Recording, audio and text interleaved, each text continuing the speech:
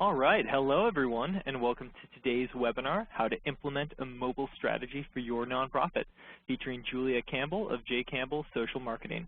This webinar will detail the reasons that your nonprofit cannot ignore mobile and offer you 8 ways to begin to implement your strategy. The Cornerstone On Demand Foundation is excited to sponsor this presentation, and we thank you for attending.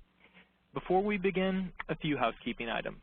To reduce background noise, all lines have been muted. Please note that there is a chat box located at the middle right-hand side of your screen. Please feel free to submit your questions at any time, as we will have a Q&A session at the end of the presentation. Now, before I hand it over to our presenter, I'd like to take a brief moment to introduce myself and the Cornerstone On Demand Foundation as the host of this presentation. My name is Justin Waddell, and I work with the Nonprofit Empowerment Program of the Foundation, which was launched in 2009 in an effort to provide learning and talent management technology and pro bono HR consulting services to the nonprofit sector, both domestically and abroad. Today's webinar is part of our nonprofitready.org webinar series, designed to provide expertise and best practices related to talent management and organizational development for nonprofit leaders. For those not yet familiar, nonprofitready.org is the Cornerstone On Demand Foundation's free professional development portal for nonprofits. In addition to housing all of the Foundation's webinars, nonprofitready.org contains an extensive library of learning resources designed to help you advance your nonprofit career and increase your impact within the community. Today's session and the associated slides will be posted to nonprofitready.org within 24 hours. You will receive a follow-up email with a link to this resource. Please feel free to share this presentation with coworkers and friends. And now, I'd like to introduce today's presenter, Julia Campbell. Thank you again for sharing your expertise today, Julia. I'll pass it over to you. All right, thank you so much, Justin. Can you hear me okay? I can. Okay, great. Just want to make sure everyone can hear me. So I'm really excited to be presenting with the Cornerstone On Demand Foundation and Nonprofit Ready on one of my favorite topics, which is getting your nonprofit a mobile strategy. Some of the takeaways from today, what is mobile? What do we mean by mobile strategy? What are the implications for nonprofits? What it means to have a strategy versus having a mobile website, and then 8 ways that you can implement your mobile strategy. A little bit about me. I am a nonprofit consultant. I worked in the sector for all of my professional life. I was a development director and a marketing director, communications director, basically wore all of those hats. And I've worked with very, very small nonprofits that are 100% volunteer run to, large universities and hospitals. And basically what I do is I help them use tools like mobile or social media or email, websites to reach constituents, build online communities, and raise money for their mission. So let's get started. And we'll do questions after, so I will leave some time for questions. So why mobile? This picture is from Charity Water's Instagram account, which is only available on mobile devices. You can check Instagram on your desktop, but you can't set up an account or post any photos to it. So it's pretty much 100% mobile-based, and Charity Water does a fantastic job using Instagram to connect with their constituents and their donors. So I don't know if most of you know this, but according to Pew Internet, in less than a year, more of your supporters will visit your website from a mobile device than from their desktop computer. So what is a mobile strategy? And just that statistic alone should convince you that you need to have a mobile strategy. We're all checking our phones right now, or have checked our phones, or if you look around, your phone is probably no more than a foot away from you. It's usually the first place you go for information, the first place you go to search for things.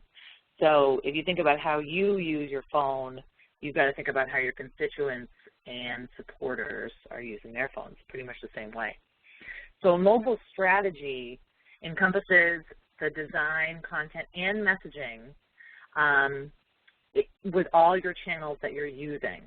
So when we talk about a strategy, it's not just kind of a one-sentence goal. It's really how can you incorporate mobile and start thinking about mobile in all the channels that you use, because I know you use multiple channels, obviously, for your marketing and fundraising. Your website, which is your most important marketing channel. You use emails, you use appeals, obviously like events, maybe a blog and social media. So how can you use all these together and integrate mobile into it?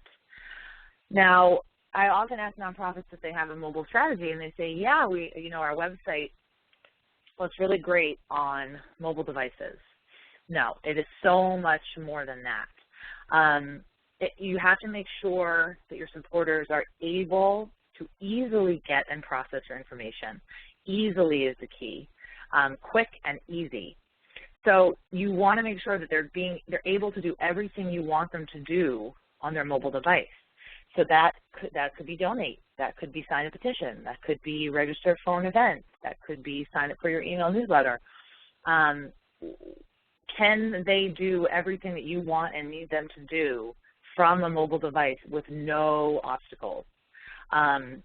That's really the key, because as you know, if you have a smartphone, the second something is hard to do or doesn't load or you get an error message, you click away.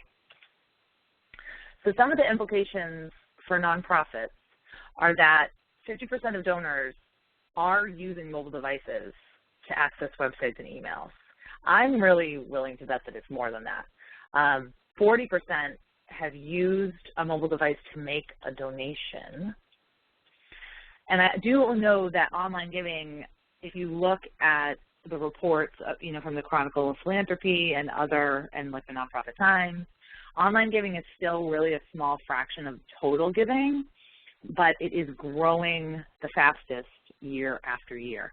So online giving has implications for mobile because that's how people are accessing the internet, via their mobile devices. This is another important point. A majority of young adults, Black and Hispanic adults, and low-income adults rely on their mobile devices to go online. They might not have desktops. They might not have laptops. If your constituency in any way, or your clientele, or the audience that you want to reach includes young adults, Black and Hispanic adults, or low-income adults, you really need to focus your efforts on mobile because that's just the way that these audiences are accessing the internet. So, number one, this is my number one tip. You want to create content designed for mobile.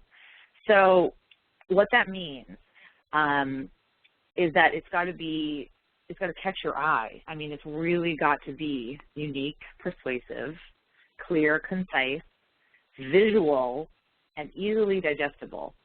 So you might think, oh, wow, that's really easy to do. I also would encourage you, and I forgot to say in the beginning, if you want to tweet at us, tweet a question, or if you want to say anything or add a comment, down at the bottom of your screen, you'll see the Twitter handle for the Cornerstone Foundation, my Twitter handle, and the hashtag. And I'm going to, after the webinar, go and monitor the questions and the hashtag and see if I can answer any of your questions that haven't been answered in the webinar. And like Justin said, these slides are going to be emailed to you, so don't worry about, taking screenshots or anything like that. You will get a copy of the slides in the recording. So the types of content that are most read and most shared on mobile devices are obviously valuable blog posts or articles.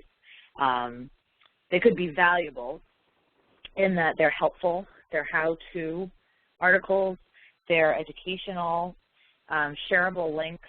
That's really where you get kind of like the Upworthy and the BuzzFeed and the top 20 ways to know that you were born in the 80s, that kind of thing, those kind of like almost link bait articles, but they are shared a lot on mobile. Key updates, from Facebook or Twitter or even LinkedIn, photos, videos. So when thinking about the types of content that is most read and most shared, you really want to think about how your nonprofit can incorporate these types of content into your marketing and fundraising strategy. You really want to think about how you can especially become more visual and more clear and concise, and then, obviously easily digestible is huge. Call to action, that's what CTA means. You want to think about your message and your call to action. Now, if I get an email from you or if I get a link, would I be able to tweet it out? Can I express it in 140 characters?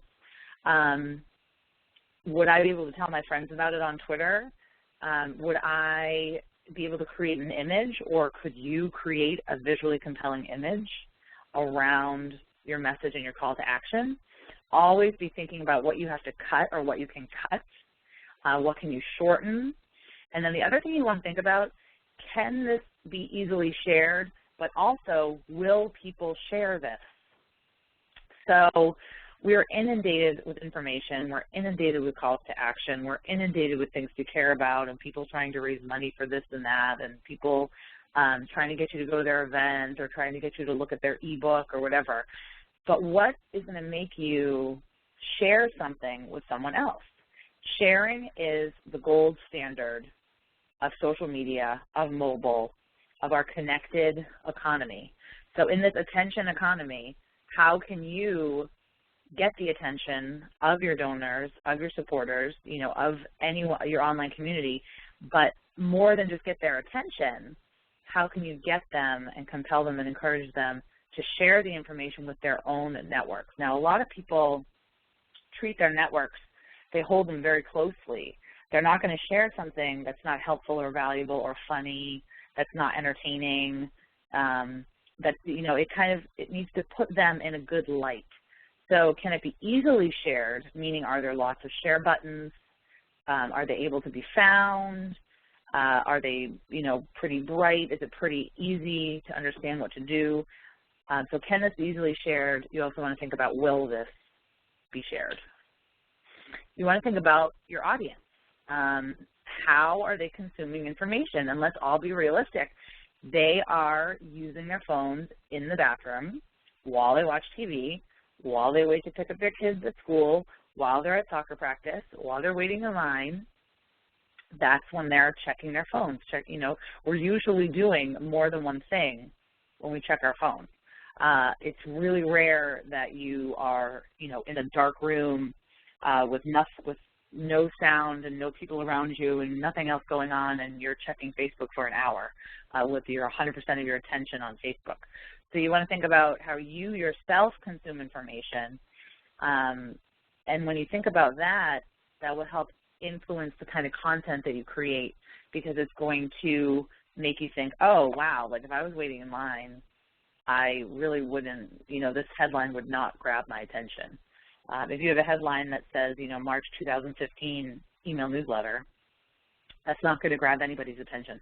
So think about what could grab people's attention when you have these windows of opportunity. And that brings me to the newsletter. You're going to need to overhaul and probably eliminate that long, graphics-heavy email newsletter. So Constant Contact is fantastic, and they're in Waltham, Massachusetts. I'm in Beverly, Massachusetts right now. They are amazing. They're an amazing company, and they have discounts for nonprofits and lots of free training. But what I think they've almost done a disservice to nonprofits and businesses with their amazing email templates that they came out with years ago. So when I was working as a director of development in 2005 at a shelter, I just said I was working at a domestic violence shelter, I was designing these really lengthy, you know, newsletters with lots of graphics and all of this text and fonts with these amazing templates from Constant Contact. But now that newsletter you worked so hard to design is completely irrelevant because it cannot be read on a mobile device. And a lot of those graphics and photos are not even going to be seen or uploaded. You want your newsletter not to be like a newsletter. It's got to be like an email blast. So it has to be short, to the point. There has to be that clear call to action. What do you want me to do? Do not have me read 5 blocks of text. That's black text on white with no hyperlinks and no visuals and no colors and no anything to grab my attention. Get to the point. What do you want me to do? Either I'll do it, I won't, I'll save it for later. Maybe I'll pass it on. Maybe I'll share it. Just get straight to the point. If you have more than one thing to say, or if you want to direct people to your website, that's obviously okay. So you can add more information, but don't direct people to your website if it's not mobile friendly. So you see how everything has to work together? If you're directing people to make a donation and you're doing that via email, but they can't make a donation online, then that's crazy. So if you're encouraging them to make a donation, you kind of want them to be able to make a donation while you have their attention. You don't want them to have to figure out getting out their checkbook, which I don't even know where my checkbook is, or print out a piece of paper and mail it to you or whatever. Okay, so no one's going to do that. So you have to make sure that when you're doing this call to action, whatever it is, register for an event, it all needs to be able to be done online, and it needs to be able to be completed from a mobile device. So in your emails, you're going to use a single column template, nothing fancy. This actually should make less work for a lot of you. And this might just mean that you're sending out emails more frequently, but they're shorter and they're more relevant. You don't want anyone to have to zoom in or scroll across or pinch or, whatever you have to do on your phone. And you really, some good examples that you might want to sign up for their email list. The Pajama Program, Alice's Lemonade Stand, Strong Women, Strong Girls, and the Astoria Performing Arts Center. They really have really great, very, very strong email newsletters to kind of pull you in, or email blasts, whatever you want to call them. And then that's the source. And Constant Contact also does a great job now of educating nonprofits and small businesses about compelling email marketing and compelling email newsletters. So you definitely want to check out the blog at constantcontact.com. Oh, and let me just go back to this. It should go without saying that you should not be using Outlook or Gmail or Comcast.net or anything like that to send your email newsletter or your email blast. You should be using a source like Constant Contact or iContact or Aweber, or there's 10 million of them. A MailChimp is a good one, because you're going to run afoul of the spam laws. You're going to get blocked. You're going to never reach anyone. Also, you're not going to be able to get information on how many people read your email, how many people clicked on your link, what did people look at in your email that was interesting. You're not going to get those kinds of measurements and benchmarks. So if anyone out there is still sending their email newsletter through Outlook, I encourage you immediately to look into either Constant Contact or MailChimp, or one of those, whichever one you are most comfortable with, immediately, and start sending your email blasts the right way and the legal way. You want your website to be responsive. This is pretty controversial in the website industry. Responsive websites are more expensive. But it's just reality that there's a million different screens out there right now. There's the iPad mini, there's the iPad, there's the iPhone 6, there's obviously I'm an Apple person, there's a million Android phones out there, there's desktops, there's laptops, there's tablets, there's everything. So what a responsive website does is, no matter the screen size, it automatically adapts to the screen size. And your website is your most important piece of marketing. It's your most important piece of marketing. Not brochures, nothing else is more important than having a website. People can access it from all over the world. They can access it 24/7, and it should have all of the information that you want to convey, easily findable, so you can easily find it. And then the call to action, whatever you want people to do, easy to find on the website. So there's a great blog by John Hayden, who's also a great nonprofit marketing resource, 3 steps to creating a responsive design for your nonprofit website. I'm not going to go into technical stuff in this webinar. I'm just making recommendations. Number 4, pay attention to headlines. You want to think like a journalist. Now, I studied journalism in college. I wanted to be a magazine journalist and travel the world and write fantastic articles for National Geographic or Rolling Stone. But I started out working at newspapers, local newspapers, and then I interned at the Boston Globe and several other, dailies. And I really got the hang of writing headlines. So it's the same kind of psychology that's being applied to your email blasts, your social media updates, your blog posts. The headline is absolutely crucial. So this is a great infographic. It's a link to a great infographic because, let me see if I can. No, I don't want to get it up. But anyway, what this infographic will tell you is how many characters you have on each screen in the preview. So when you check your iPhone or your Android or whatever you have, you are looking at your Gmail and you only see a part of the subject line of the email. This infographic will tell you how many characters you have on each device. So you want to make sure that you're checking the least amount of characters and that you're saying what you want in your first, 20 characters, because they're not going to see the entire subject line. They're not going to see the entire blog headline on their mobile device. So this makes it even more imperative that you be very clear, very concise, very persuasive, funny, whatever you can add in those first few characters of either the blog headline or the email subject line is absolutely crucial because, as you know, we are living in an attention economy and people have the attention spans of about 2 seconds. Oh, great. I did actually put a clip of this infographic. This is just for iOS. They do, the infographic actually has all devices.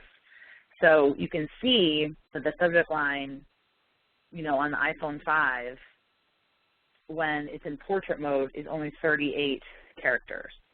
38 characters, if you want to capture my attention and get me to read your email in 38 characters. And same with the from line. So the from line, I always think it's better to get an email from a person, but sometimes, if you're a national organization, if you're a well-known organization, having it come from the organization is okay too. And then the iPad, you really only have one more character. Landscape, I never look at my emails in landscape, but you have obviously more characters for the subject line there. But this is all just to make you aware of the real estate you have in mobile, which is really nothing, not many characters. You thought you had little real estate in Twitter, you have even less on mobile. I just want to encourage people to use more white space always. Now, my slides could always use more white space. That's definitely true, but I'm definitely not a graphics designer. I'm not a graphic designer, and I don't think that these slides would look really good on mobile, honestly, because they're in PowerPoint. So that's why I have a blog post that lists out all of these 8 steps as well, and maybe in a little more detail, and then that is compatible on mobile. But you always want to be, you want to be thinking about design, and then less is always more to me, especially with email or anything that is going to be looked at on a mobile device. Don't do huge blocks of text, especially on your website. 1 to 2 sentences and then a break, especially in your blog posts, anything that people are reading on the internet. You want to think about definitely not using huge blocks of unbroken text. Short paragraphs, bulleted lists are great. Use bold. You don't want to make it too small to read on a mobile device, but if you have a responsive website, that could help you out a little bit. And then everything should be clickable. So the links should be easy to tap. There should be lots of buttons that people can tap. Every photo should be clickable. Because people just, when you get an email like that, you want to easily be able to go wherever you are supposed to go, do whatever you need to do, click on a button, and buttons just look like they're meant to be pressed and clicked, and photos also. So don't have these little tiny font with this unbroken text with a link kind of hidden in the middle of it that you can't reach and you can't click. That's not ideal.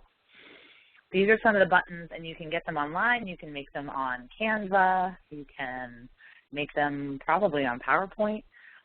You can buy them. Just have large, colorful buttons in your content, and that is really the most effective way to encourage people to click on it, especially from mobile devices and especially in email. Like, what do you want me to do? Let me scroll down to the bottom. I'll just see the button. And the wording is totally up to you. You could say, join us. You could say, share your story. You could say, help a child like Isabel. You could say, you know, any number of things on these buttons, but they're supposed to be conveying, you're supposed to be able to find them very easily and tap them very easily. Make sure that the links are not broken, and make sure that the link goes to a mobile accessible location. That's pretty key. Visuals are super, super, super important. Put 1 or 2 photos in your content. Photos are huge on mobile, and they, you know, if you're looking at Facebook, think about what catches your eye when you're looking at it on your phone. The majority of people check Facebook on their phone, check Twitter on their phone, check all social networks from mobile devices. So when you're thinking about social media specifically, think about what grabs your eye. It's obviously a photo. You could do a screenshot of a video that encourages people to click on the video and then maybe directs them to your YouTube channel or to your website where you have the video. Make sure that the video is able to be played on mobile devices. Any visual that you're using, this is harder to do in social media where you have less control over how the visuals are placed. But if it's an email or if it's your website or blog, you want any visual that you have, any graphic, any photo, any screenshot to be a clickable link. People just expect that. Any visual and image, I always expect that if I see a logo or if I see any kind of graphic, I can click on it and I'm going to go to the website or I'm going to go to the place where people want me to go. So like Giving Tuesday, this is, I think, a fantastic graphic. It's easily shareable. It's compelling. What will you give? It makes you think. It has the hashtag on it. So think about ways you can incorporate visuals into absolutely every piece of communication that you're sending out. This is from Tom's. This is thanks for signing up, which I absolutely love it. So when you go to the Tom's website, this is an email. You sign up for updates. It says, welcome to our movement. So it doesn't say, you know, welcome to our email newsletter, which is really boring. It's vibrant, colorful. It says, thanks for signing up. Don't forget to set your preferences. This is something new that I have seen a lot of businesses doing, but I have yet to see a nonprofit doing it. You know, get the updates you want to hear about. Giving stories and updates, new eyewear and shoe products, online exclusive offers, or all of the above. So what they're doing is they're letting their email list choose what they want to hear and how often they want to hear. They're letting them set their preferences. It's really amazing. So you can do this via Constant Contact and MailChimp. You can set up specific lists for people that want to hear. If you have more than one program, you can do that. That way they're not getting 50 emails and updates about programs that they're not interested in. And obviously this email looks really, really great on a mobile device. It's very, very clear, very simple.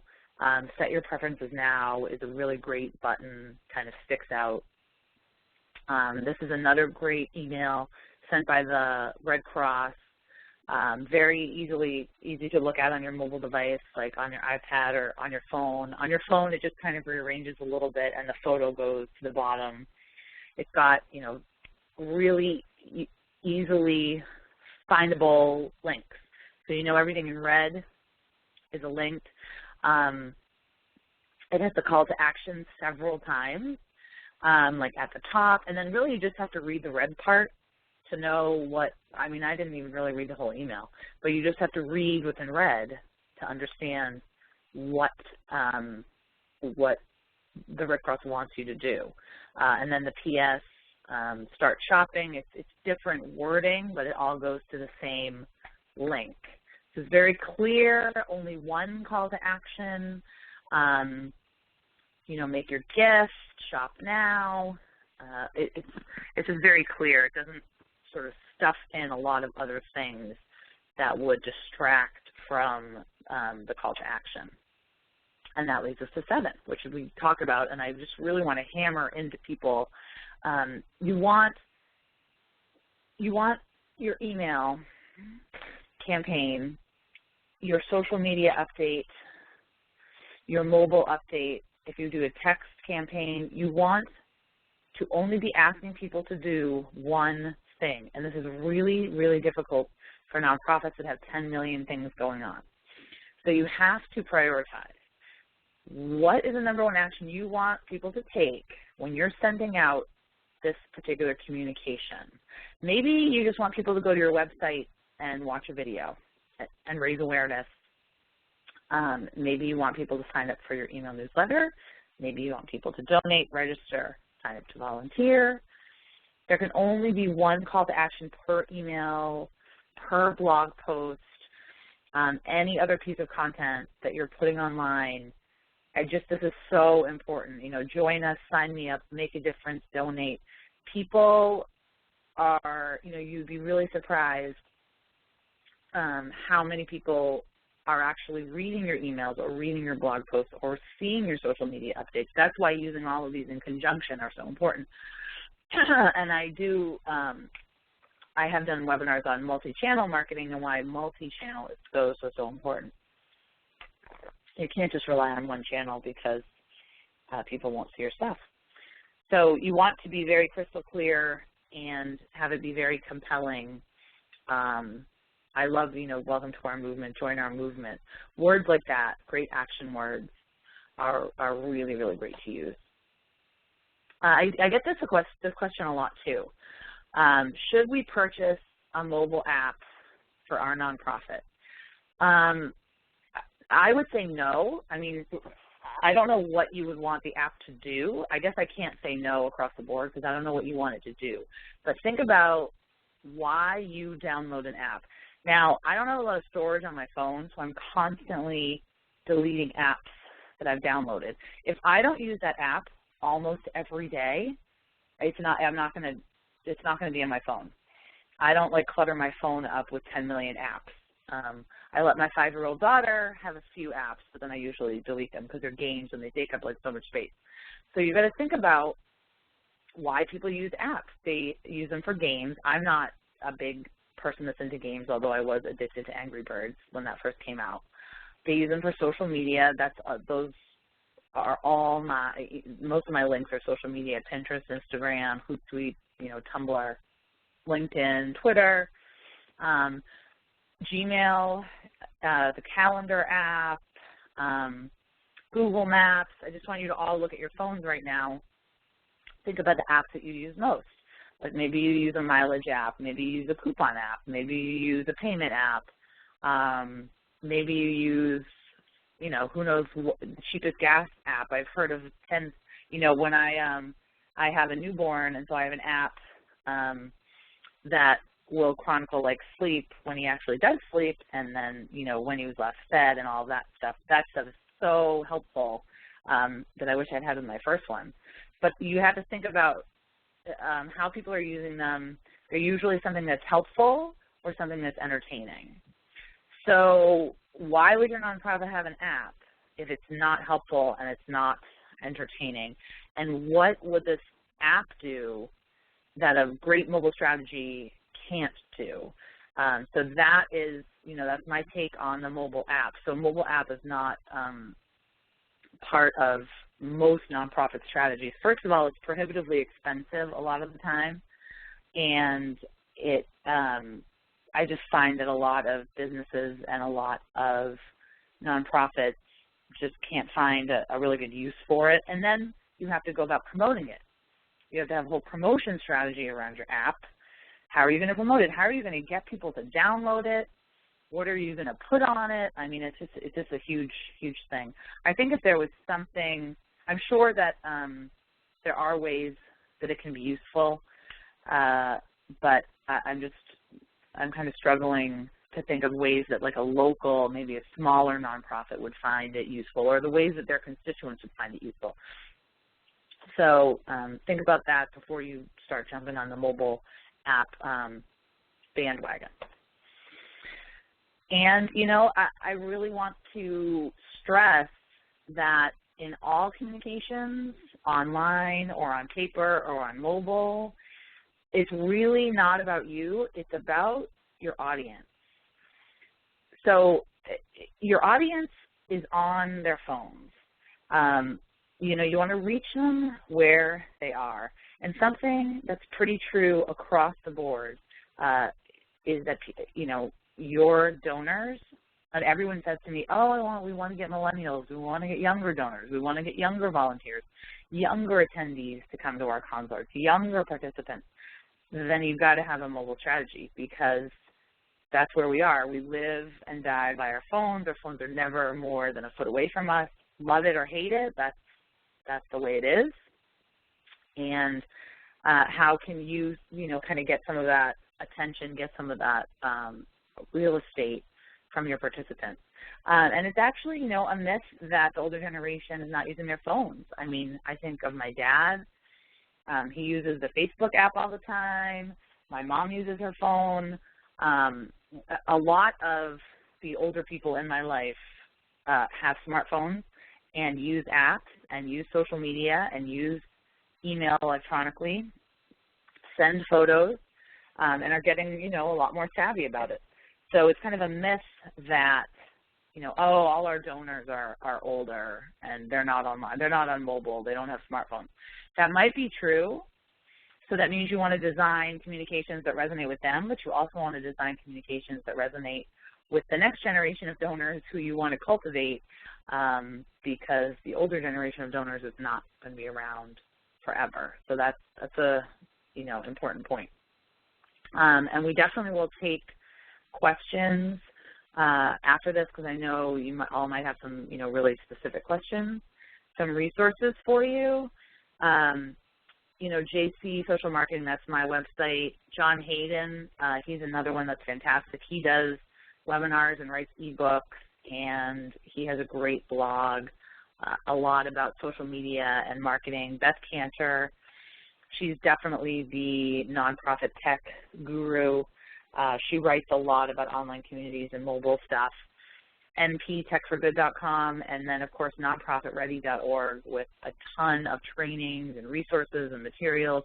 There's so much out there that even just Googling, you know, nonprofit mobile examples or nonprofit mobile strategy, or just doing a Google search, you're going to find a lot of examples of nonprofits that are doing a fantastic job with mobile. And then what I suggest to do is just kind of take a look on your phone, first of all, at your competitors. I mean, I don't know if you want to call them competitors. Maybe you want to take a look at your partners, other nonprofits in the area where you work, to see what their websites look like online. I encourage all of you to look at your nonprofit website with your phone and with your mobile device. Look at the emails that are being sent with your mobile device. Look at your social media updates.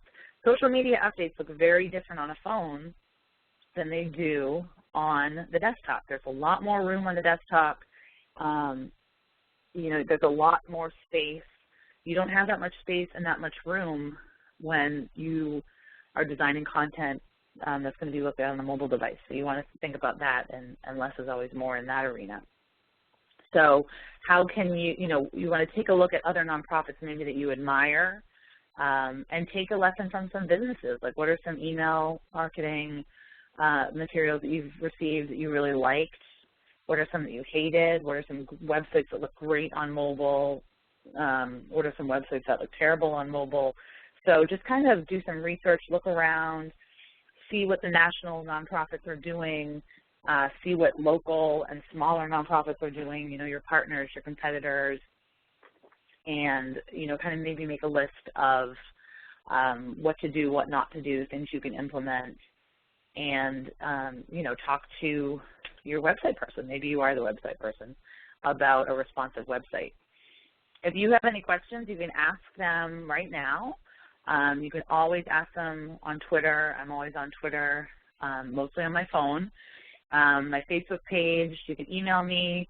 And like I said, you can tweet, the Cornerstone On Demand Foundation, and they're responsible for Nonprofit Ready, which is such a fantastic resource. And then before questions, Justin, do you want to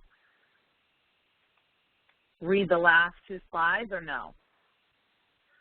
Or you want to read this one? No, I think we can dive straight into questions and then leave with some next steps after that. And we already have a few questions that have been submitted. So as a reminder to everyone, if you'd like to submit questions, please do so through the chat box that's in the middle right-hand side of your screen. We'll be hosting those for the next 10 minutes or so. And so we already have a series of questions that have been submitted. The first one, right off the bat, is a technical one. So Julia, the question is there something that I can do to make sure the buttons I create are responsive to all types of devices? For example, when I create image files to use as buttons, they tend to get clunky on my otherwise very mobile-friendly site. I would talk to a web designer. I don't know. I mean, I'm not a graphic designer in any way. So when I have a graphic design question, I ask my graphic design friends.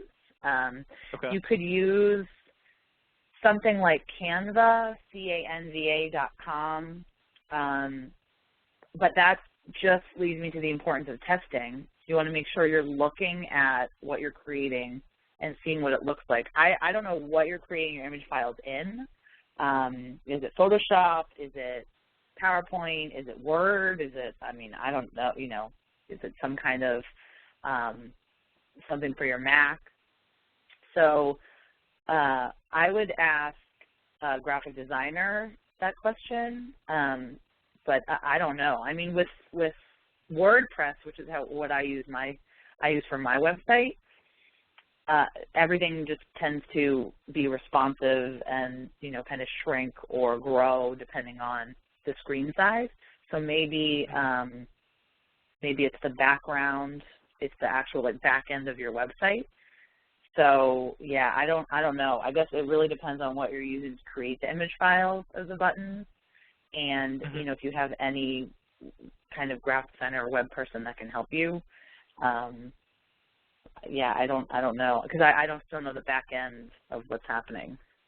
Okay. Yeah, and moral of the story, just be sure you always test all of your formats. And that's great that you know that, because a lot of people just create things, put them on their website, and then don't ever look at them on their phone or on their iPad or on their laptop or anything, and they don't know that they look clunky. So that is kind of the moral of the story. Okay, great. And this kind of leads into our next question. What's the #1 mistake that you typically see from nonprofits who are trying to make the move into a better, more effective mobile strategy? They think that creating a separate website is the answer. So they think, oh, well, we're just going to create a mobile website. And then, when people Google us, they Google us from their phone, they'll find the mobile website, and everything will be fine. The problem with that is that doesn't take into account all the other content that you have to create that people are looking at on their phone. So people think, oh, as long as our website looks good on mobile, or we have a separate website, which I don't think people need to have an entirely separate website created for mobile. I think that they need to adapt and improve their current website for mobile. So just have one website, but have it be conducive to mobile devices. And just going back to not having a strategy, not thinking about their email newsletter, not thinking about their event invitations, not thinking about, videos or content that's easily digestible and shareable via mobile or via social media. So kind of not having a holistic approach to all of their communications is definitely the biggest. They think it's kind of something they can check off a checkbox and say, oh, yeah, well, we got a mobile website, so we're all good. but that's not right. Yeah, and another question that's related to that then is, we covered a lot of different things that we need to consider for moving into mobile, but where do we even start? What do you recommend as that first step if we're an organization that doesn't have a lot of experience in mobile? How do we even begin to dip our toes into the water? I think that a lot of other things, need to be in place first. I would take a look at your website first. Are there good visuals on your website? Not a lot of text. Is the text pretty broken up? Lots of bulleted lists, bold. They're not big chunky blocks of text. Is it written in a way that's easily scannable that people can read on the go? So take a look at your website first and foremost. Take a look at it from your phone. Take a look at it from a mobile device. Think about, look at your most visited pages, and you can get all this information from Google Analytics or from your webmaster, hopefully. You can see how many people are visiting your website from mobile devices and what kind of mobile devices. So you can get that information and then see maybe what pages people are looking at first, and then look at those pages first. So start with your website and then move on to your email communications and try to, cut those, if not in half, like even in like a fourth. A lot of email newsletters I get are just way, way, way too long, too wordy, and they could be, 5 different communications that would be really compelling, but if they're all lumped together, they're not as, they're not as compelling and eye-catching. So I hope that helps. Definitely, thank you. And the last question I have in the queue, unless anyone else submits as we answer this, has to do with impact and measurement. So if we're looking to dive into this, how do we measure whether or not we're being successful with our new mobile strategy? Well, that depends on your goals, and that's an excellent question. That is the first question I always ask every single client. What does success look like to you? Maybe success is getting 50 new email subscribers per month. Maybe it is increasing online donations by 10% this year. Maybe it is getting people, increasing event attendance by 25%. Getting 25% more volunteer inquiries. Whatever your goal and your objective is, and that's what goes back to strategy. So it should, the mobile itself, mobile is just a tool, and social media, email, websites, those are all tools. You need to have that communications and marketing and fundraising goal, and all of the tools should be working towards that goal. Because if you don't have that goal or that objective clearly defined, then you lose sight of, you can't really create a map unless you know where you're going. Is what I'm trying to say. So I can't answer that question for you, but I think it's an important question that you need to ask. What does success look like for my organization? And then how can mobile be used to help us accomplish that goal? And then you kind of lay out the steps that you're going to take, kind of the concrete steps. And then once you do that, then you can really figure out, okay, we're going to measure website hits, or we're going to measure email signups, we're going to measure online donations. Like, this is what we're going to measure. So you kind of do it after that. Okay, great. That's fantastic. Thank you. And Sure. with that, that concludes our Q&A. So, Julie, I'm not sure if you had any final thoughts that you'd like to finish with before I close things off.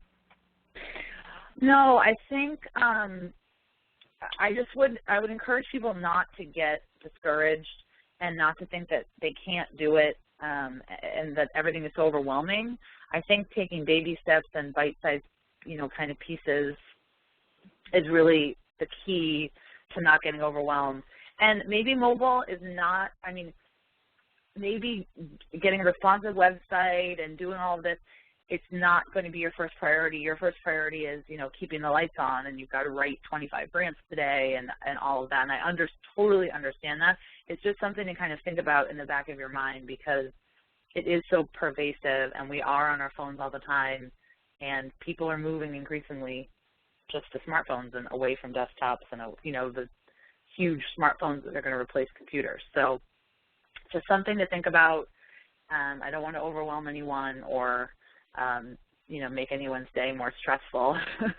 But you can always go to nonprofitready.org for more advice, or you can always go to my website, and I'm happy to help. Awesome. Thank you. Well, yeah, again, to all of Julia's points, this is oftentimes a big task. It can take a lot of strategy to begin to dive and make really effective for your organization. Julia's website has plenty of fantastic resources to help you scaffold those goals and make sure that you're on the right track to get where you need to be for your nonprofit's mobile strategy. And then in turn, Nonprofit Ready can be there to support both your marketing needs and those other needs of your staff, whether it's accounting and finance, marketing, leadership, etc. So again, a big, silent round of applause for Julia. This was fantastic. I know I took a lot away from this, especially for my organization. And, I hope the rest of the audience did as well. We'll be publishing this on Nonprofit Ready within 24 hours and sending a link to all participants with more information on both the recording of this and where the slides can be found. Otherwise, thank you to everyone for your participation today. Great round of Q&A. Thanks, Justin. Thank you to Julia. That was fantastic. I loved it. Oh, thank you so much.